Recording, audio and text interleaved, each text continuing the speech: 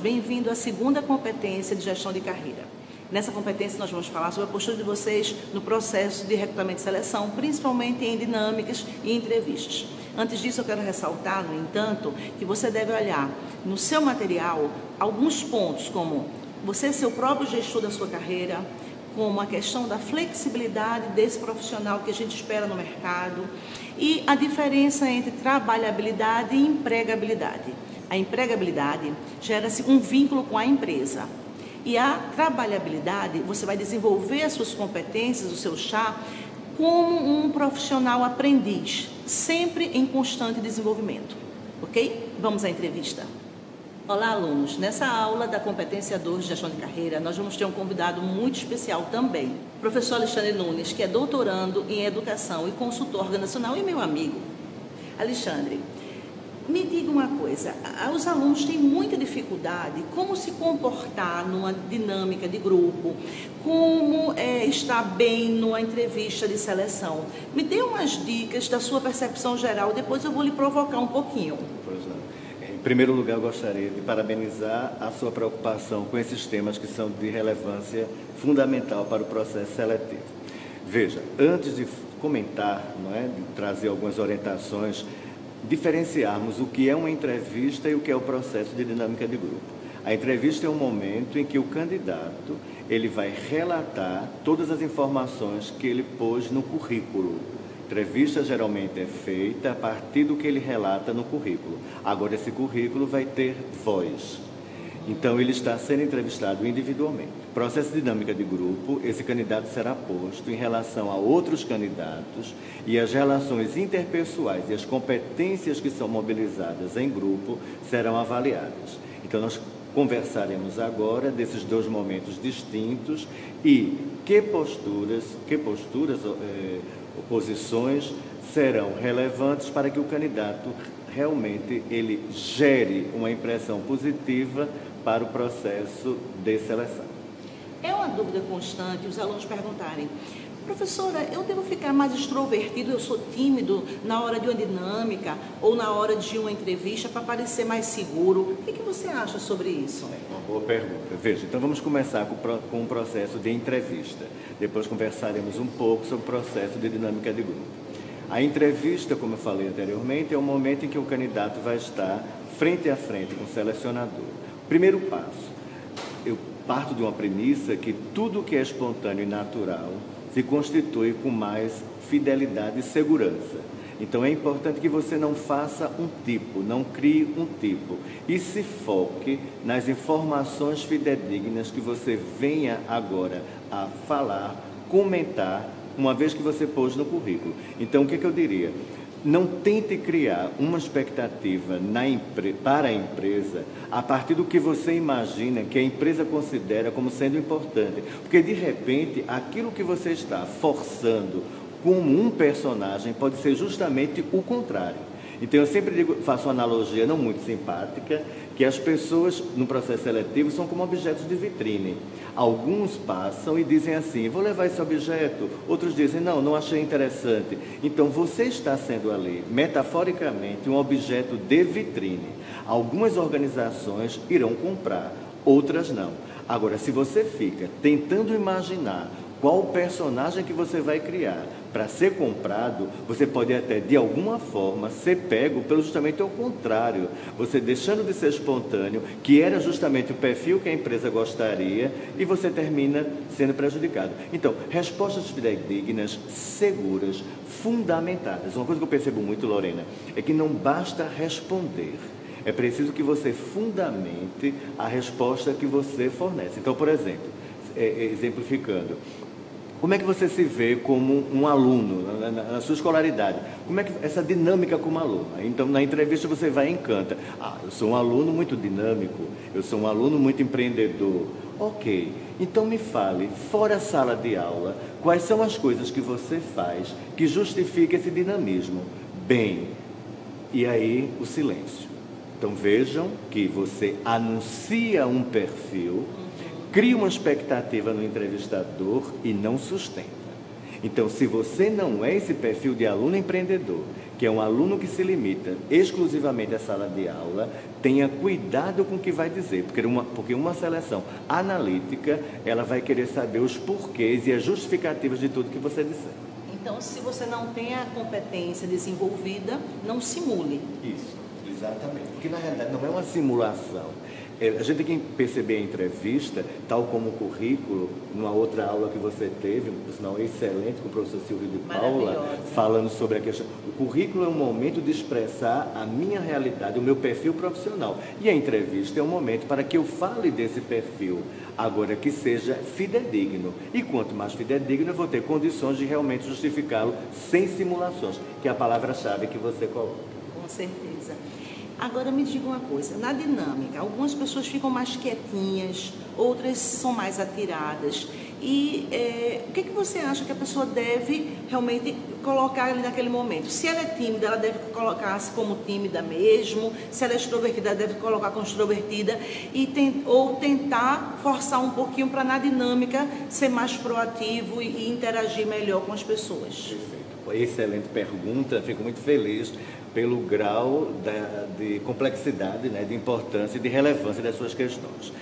Veja que coisa interessante, não é?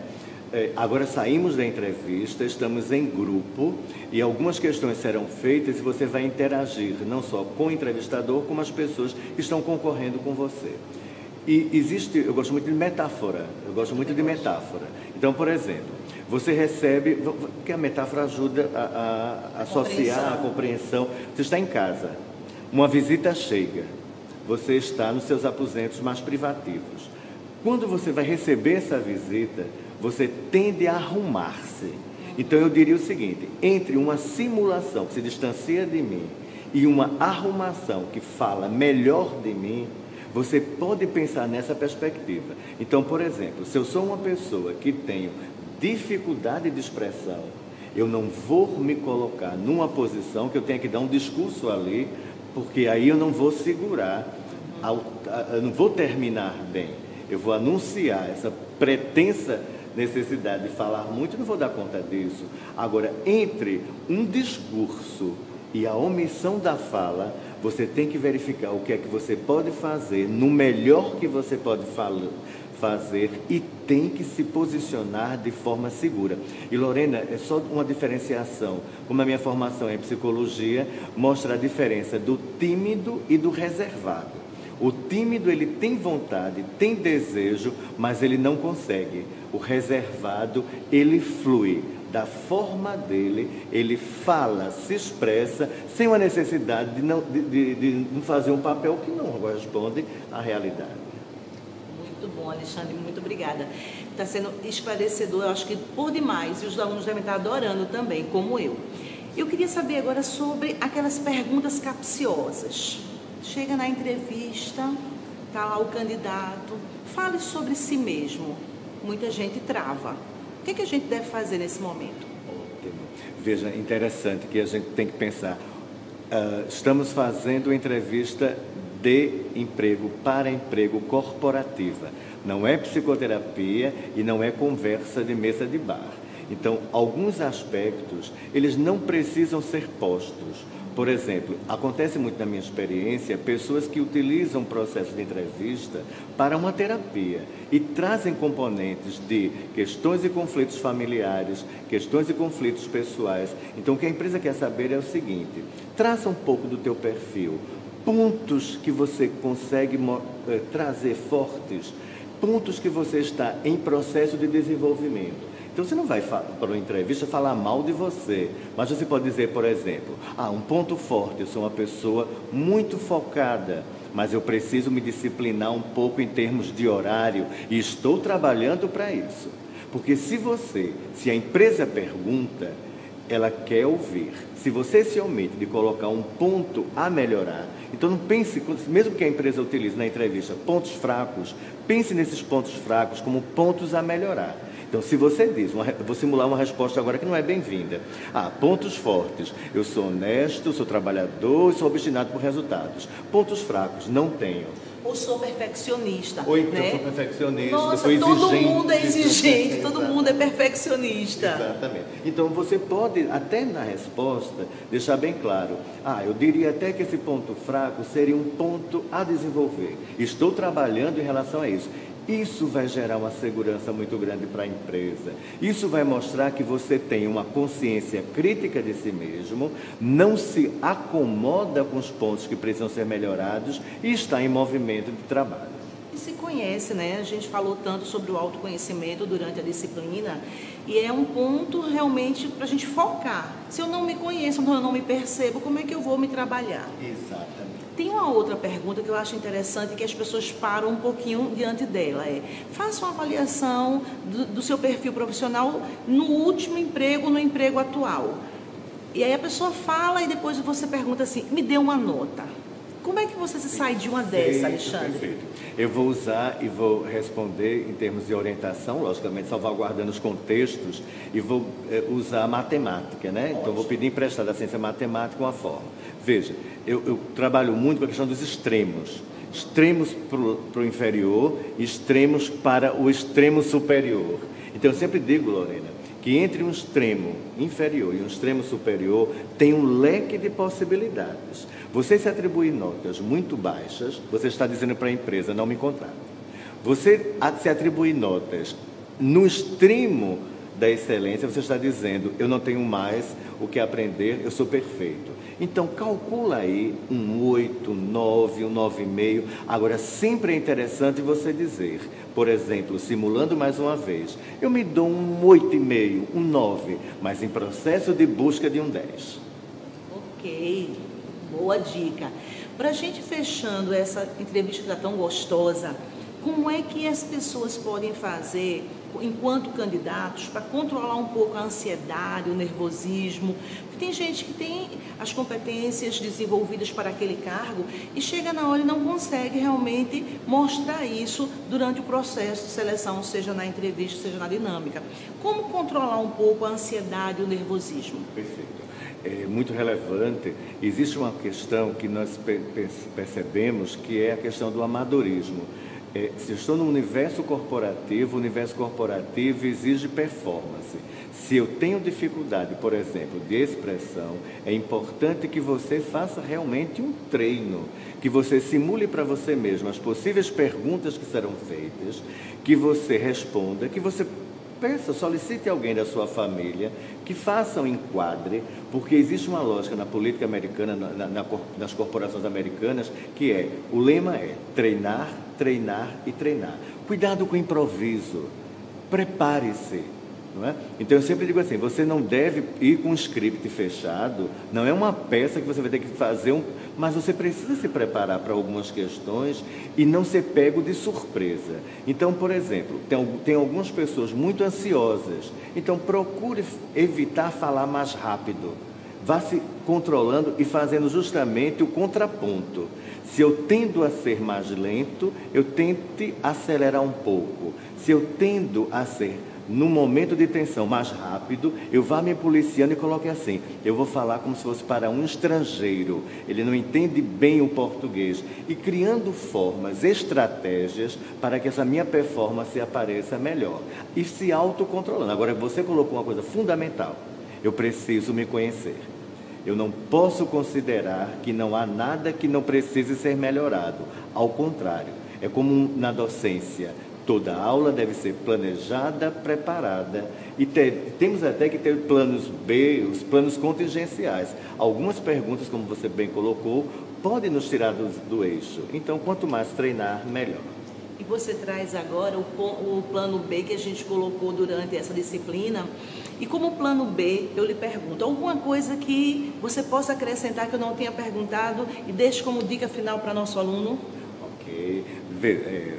Vê só, o que acontece hoje nas seleções é justamente a busca de uma justificativa. Então, eu te pergunto, você tem um curso de inglês, por exemplo? Tenho. Qual é a importância desse curso? Qual é a relação desse curso para a sua performance profissional? Não ter esse curso dificultaria em quê? Na sua performance. Então, existe hoje uma tendência de uma entrevista analítica. Analítica vem de decomposição, de análise, de questionamento dos porquês. Então, não basta que eu os tenha. Os currículos hoje, eles parecem mais reprodução em série. Todos. Você faz 6 meses de inglês, vai por lá, inglês básico. As informáticas todas são iguais, o Windows, Excel. Agora, qual é a relevância disso? Então, está preparado para perguntas do tipo por quê? E questões do tipo, por que eu deveria lhe contratar? Essa é uma pergunta que tem sido feita. Outra questão que tem sido feita também. Eu queria marcar com você um momento para você fazer uma apresentação em Data Show e se apresentar no nível pessoal e profissional. Então, ali está sendo avaliado o seu nível de criatividade, o que é que você vai selecionar como informação. E eu sempre digo, se é corporativa, é entrevista corporativa, eu já vi apresentações que a pessoa gastou muito tempo, ela fez até uma coisa interessante, criativamente, ela colocou fotos da infância, da adolescência e do momento atual, mas deu muita ênfase na vida pessoal. Então, traz uma trajetória enfocando a questão profissional de como você está, de como você gostaria de estar daqui a um certo tempo, para mostrar que você é uma pessoa em movimento. Ok. Alexandre, muito obrigada. A gente fica por aqui com essa aula, lembrando, esse profissional que o Alexandre falou, que nós conversamos agora, é o profissional proteano, aquele que tem flexibilidade, aquele que tem adaptabilidade, aquele que faz a gestão da sua carreira e aquele que tem o desenvolvimento contínuo como foco. Sucesso!